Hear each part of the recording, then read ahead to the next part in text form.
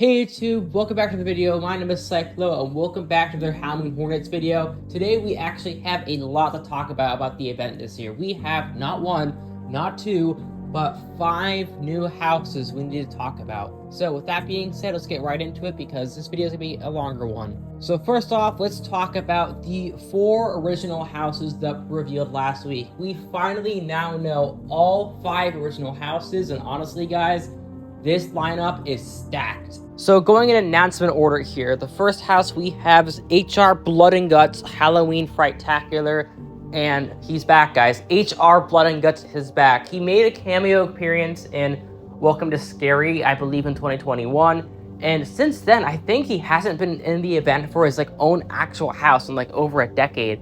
I obviously have never experienced a HR Blood and Guts house. My first HHN was HHN 31, but I am familiar with the character and I am very, very excited for this house. All the details we have about this house and everything we know about it just makes me so much more excited. I think right now it is rumored to be in a sprung tent, which is awesome because I definitely think it could use that space. But yeah, now a little bit of details on HR Blood and Guts here. The first thing I want to talk about here is the premise where this house will be very similar to the last house, except that instead of holidays, it's going to be different Halloween movies, which I think is going to be really fun. I always do love my traditional Halloween stuff at HHN. I think this is a really cool way to do it.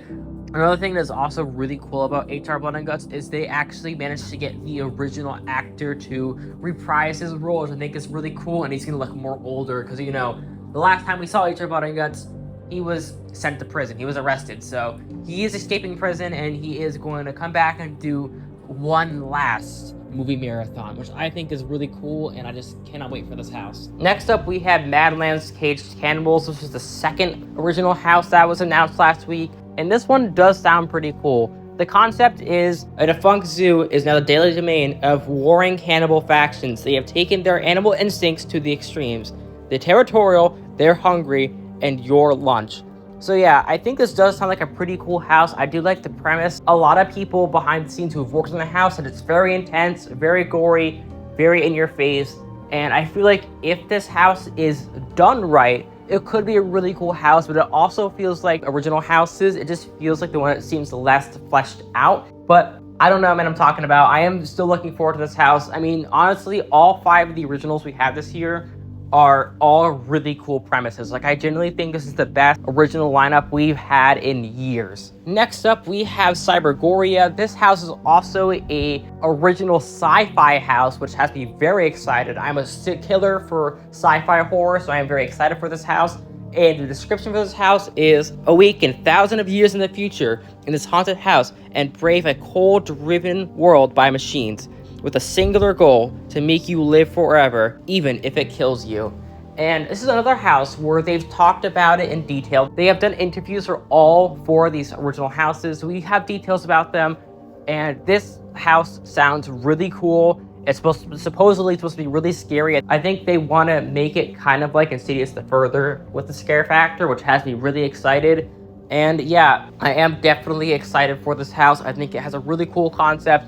All the details we have heard about this house makes me really look forward to it. And overall, I think Cyborgia is going to be a pretty cool house. And finally, the last original house that was revealed to us was Invasion Alien Abduction. And oh my god, guys, I am so excited for this one. For the description, make contacts with horrors from worlds unknown in this haunted house where a ship full of grays torn apart a remote homestead in search of fresh test subjects. And yeah, this is supposed to be your classic alien abduction house, and they have gone on record to say on interviews that this house is going to be a campy house. It's going to be a scary alien house, which makes you super excited. It's going to have vibrating floors, the designs, tentacles coming after you, just everything. It's going to be really cool. Apparently, there's a brand new scene that they're testing with this house as well, a brand new technical thing, which I'm very looking forward to. And overall, this house just sounds awesome, especially the vibrating floor things. That sounds so cool. And finally, the last house that was announced today, as we're recording this on June 30th, was the IP that I was definitely looking forward to the most in rumor mill, which is Hellraiser. Yes, guys, Hellraiser is finally, officially coming to the event for the first time. This is huge because Hellraiser is one of those big white whale horror IPs. You know, Pinhead is a horror icon. People love those Hellraiser films, even though a lot of them aren't good.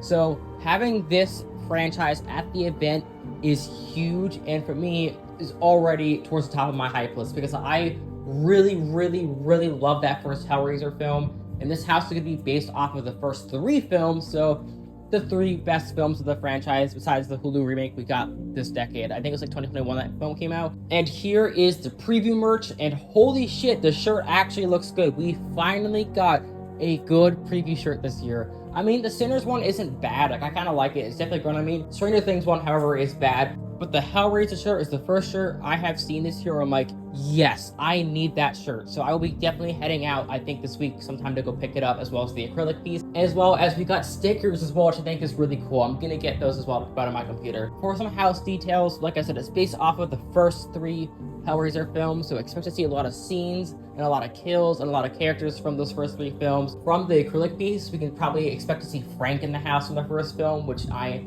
am excited about. They can do a couple of really cool costumes and looks for Frank for puppetry, so I think that'll be really cool, as well as the Cenobites. I mean, you're gonna get all the Cenobites, Pinhead, all of them. I hope we get the CD throwing Cenobite in this house too. I think that'll be really fun.